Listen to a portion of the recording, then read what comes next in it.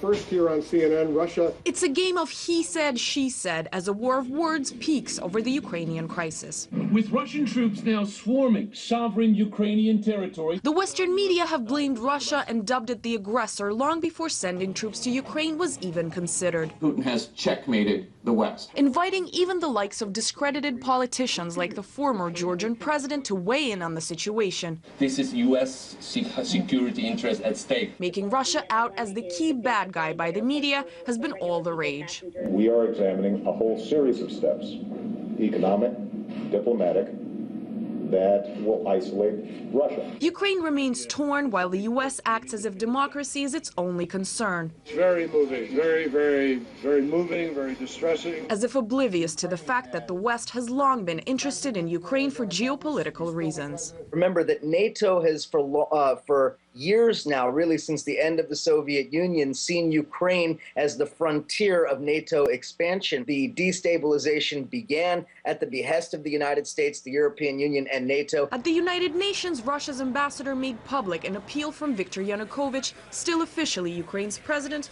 to Putin to get involved. I appeal to the President of Russia, Vladimir Putin, to use the armed forces of the Russian Federation to re-establish the rule of law, peace, order, stability, and to protect the people of Ukraine.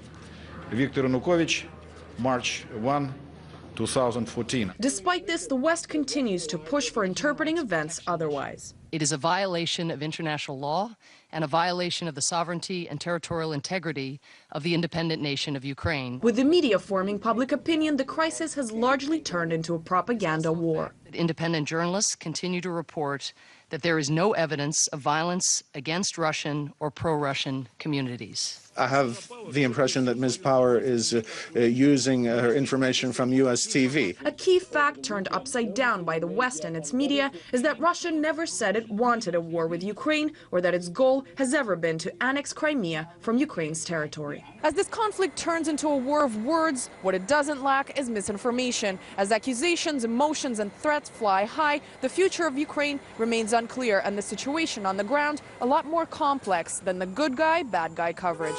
Anastasia Churkina, RT, New York.